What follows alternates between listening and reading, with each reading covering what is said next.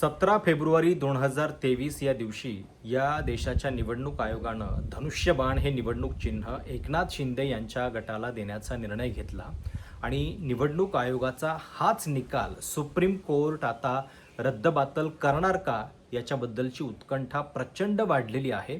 कारण 4 वर्षानंतर पुन्हा एकदा सुप्रीम कोर्टामध्ये मॅरेथॉन सुनावणीला सुरुवात झालेली आहे. काल सुद्धा जवळपास तासभर युक्तिवाद झाला आणि आज सुद्धा दुपारी 3 ते 4 ज्येष्ठ वकील कपिल सिब्बल यांनी अतिशय जोरदार युक्तिवाद केलेला आहे. निवडणूक आयोगानं ज्या ज्या मुद्द्यांच्यावरती हा निकाल दिला होता ते मुद्देच किती हास्यास्पद होते याचा पाढाच त्यांनी सुप्रीम कोर्टामध्ये वाचलेला आहे. आजच्या सुनावणीमध्ये काय झालं, कुठले मुद्दे नेमके महत्त्वाचे ठरले, हे सगळं या व्हिडिओमध्ये डिस्कस करणार आहोत.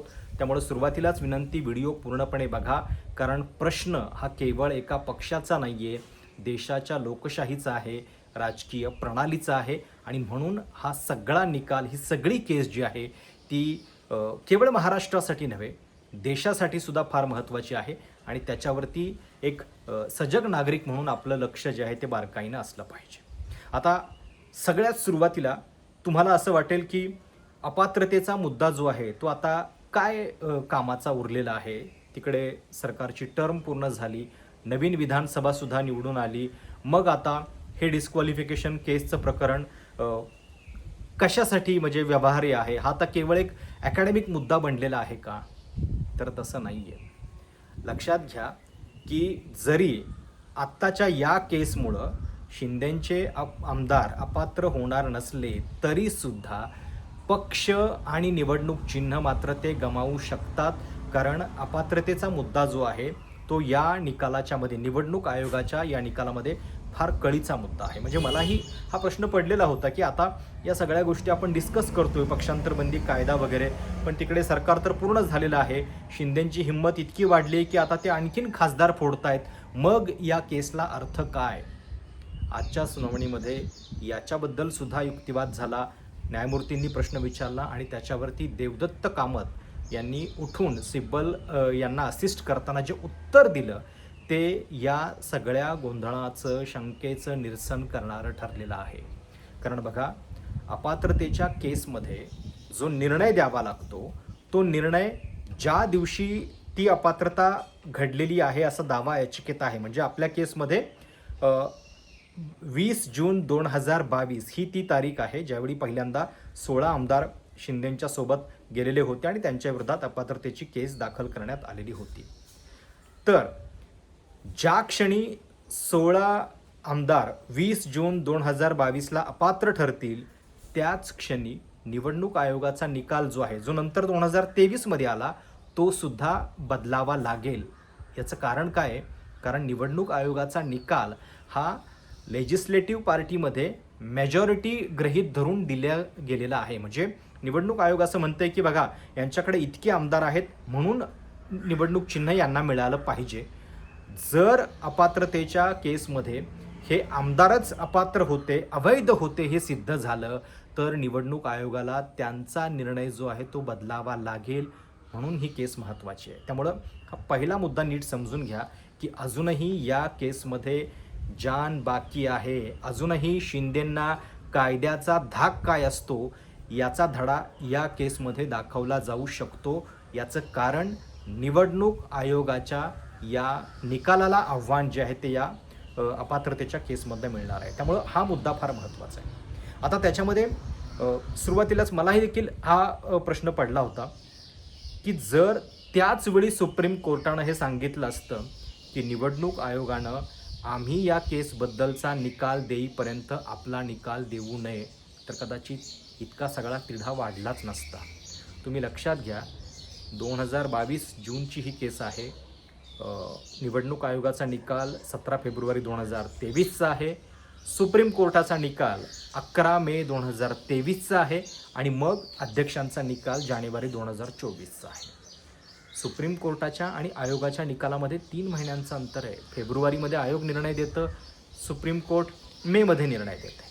आणि आत्तासुद्धा म्हणजे मला तर हसू आलं की ज्यावेळी युक्तिवादामध्ये सुभाष देसाई जजमेंटचा उल्लेख होतोय, म्हणजे ही गोष्ट आपल्या लोकशाहीसाठी किती दुर्दैवी आहे बघा की याच जजमेंटमध्ये ज्या गोष्टी कोर्टानं सांगून ठेवलेल्या आहेत त्याच गोष्टींचा पुन्हा पुन्हा युक्तिवाद या अपात्रतेसाठी करावा लागतोय. म्हणजे सुभाष देसाई जजमेंटमध्ये याच सुप्रीम कोर्टानं याच केसमध्ये सांगितलेलं आहे की लेजिस्लेटिव्ह पार्टीचं महत्त्व जे आहे ते अबाधित आहे.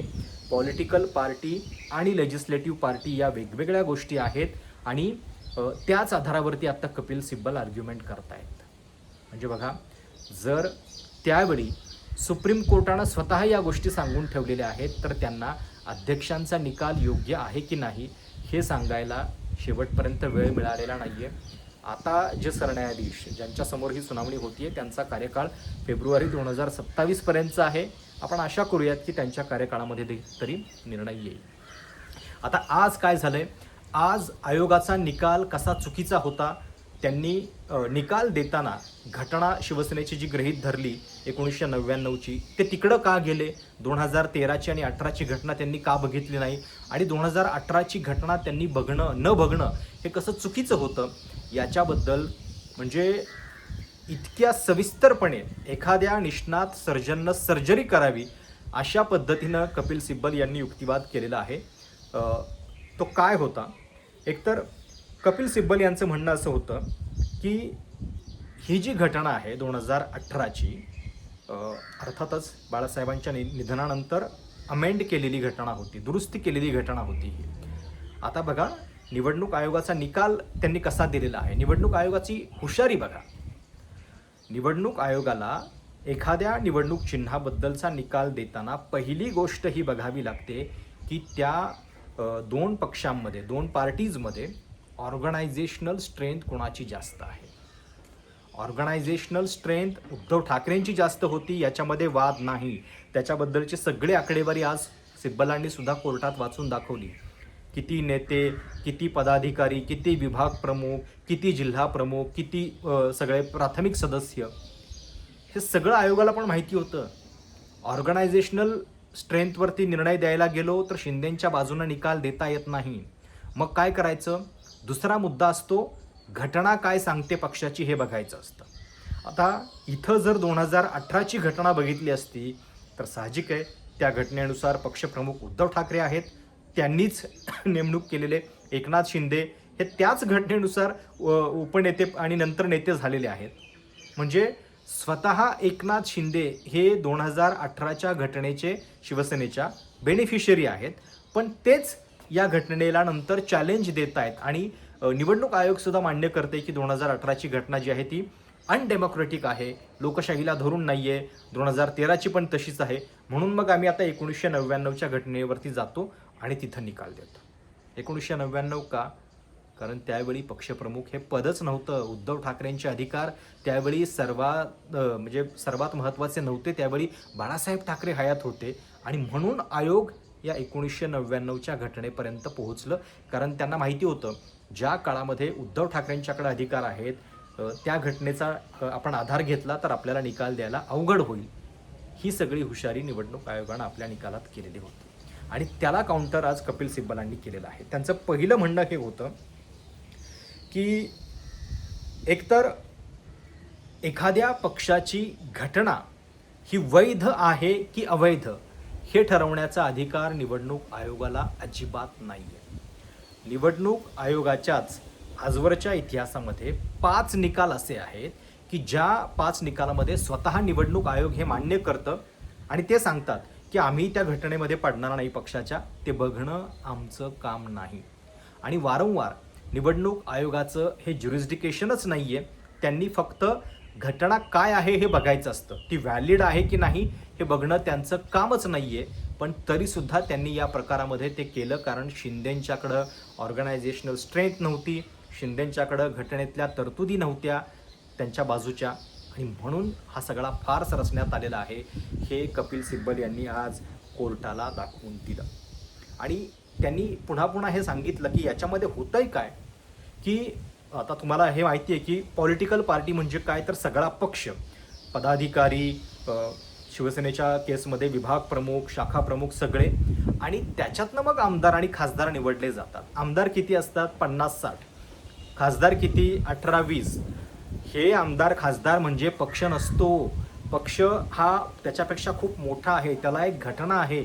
आणि जर तुम्ही अशा पद्धतीनं केवळ आमदार खासदार फुटले म्हणून त्यांच्या हातामध्ये सगळा पक्ष द्यायला निघालात, तर या देशातली राजकीय प्रणाली मोडीत येईल, हे कपिल सिब्बल यांनी आज पुन्हा एकदा कोर्टाला सांगितलं. स्प्लिट फूट जी पडलेली आहे या केसमध्ये, ती लेजिस्लेटिव्ह पार्टीमधली फूट होती, ती ऑर्गनायझेशनल पार्टीमधली, पॉलिटिकल पार्टीमधली फूट नव्हती. हे कपिल सिब्बल यांनी कोर्टाला आज स्पष्टपणे सांगितलं. आणि त्याच्यासाठी त्यांनी 2-3 म्हणजे ज्या निकालावरती आधारित निवडणूक आयोगानं आपला निकाल दिला होता, त्या निकालांचा सुद्धा हवाला दिला. केरळा काँग्रेस, त्याच्यानंतर इंदिरा गांधींच्या काळामध्ये काँग्रेसमध्ये झालेली फूट आणि समाजवादी पक्षामध्ये 2017ला अखिलेश आणि मुलायम सिंग यांच्यामध्ये जो वाद उत्पन्न झालेला होता, या निकालाचा हवाला निवडणूक आयोगानं आपल्या निकालामध्ये दिलेला होता. कपिल सिब्बल यांनी हे म्हणजे सांगून निवडणूक आयोगाच्या सगळ्या नाटकाचा टराटरा बुरखा फाडला. त्यांनी सांगितलं की हे 3ही निकाल हे सांगतात की ते पॉलिटिकल पार्टीकडं बघून निकाल देत आहेत आणि शिवसेनेच्या केसमध्ये मात्र ते पूर्णपणे नाकारलेलं आहे. म्हणजे तुम्ही ज्यांचा आधार घेताय, ज्या निकालांचा, त्या निकालातले प्रश्न आणि इथले प्रश्न हे वेगळे आहेत, मग तुम्ही प्रश्नच चुकीचा फॉर्म करून निकाल कसा काय देऊ शकता, हे कपिल सिब्बल यांचं आर्ग्युमेंट होतं. आणि त्यांनी आज पुन्हा एकदा कोर्टाला पण हे सांगितलं की मी त्याही वेळी सांगत होतो की निवडणूक आयोगाला रोखा, निवडणूक आयोगानं निकाल देऊ नये जोपर्यंत सुप्रीम कोर्ट आपला निकाल पूर्ण करत नाही आहे. कारण डिस्क्वालिफिकेशन आणि सिम्बॉल ऑर्डर या 2 गोष्टी ज्या आहेत त्या किचकट आहेत आणि त्याच्यावरती सुद्धा थोडा काळ मग न्यायमूर्तींमध्ये संवाद झाला. न्यायमूर्ती सूर्यकांत, न्यायमूर्ती जॉयमाल्य बागची यांच्यामध्ये आणि कपिल सिब्बल यांच्यामध्ये. आणि ते हा प्रश्न उपस्थित करत होते की कुठली गोष्ट पहिल्यांदा व्हायला पाहिजे, पक्षांतरबंदी कायद्यामध्ये अध्यक्षांचा निकाल पहिल्यांदा यायला पाहिजे की निवडणूक आयोगाचा निकाल. कारण बघा काय होतं, इकडे पात्र अपात्रतेचा निर्णय पण झालेला नाहीये आणि त्याच्या आधीच निवडणूक आयोग सिम्बॉल, शिवसेनेचं इलेक्शन सिम्बॉल धनुष्यबाण हे शिंदेंना देऊन पण टाकतं.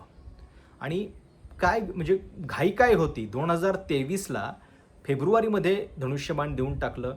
1 वर्ष होता अजून लोकसभा निवडणुकीला, 1.5 वर्ष होता अजून विधानसभा निवडणुकीला. अध्यक्षांचा निकाल पण जानेवारी 2024मध्ये आलाय, 3 महिने आधी आलाय.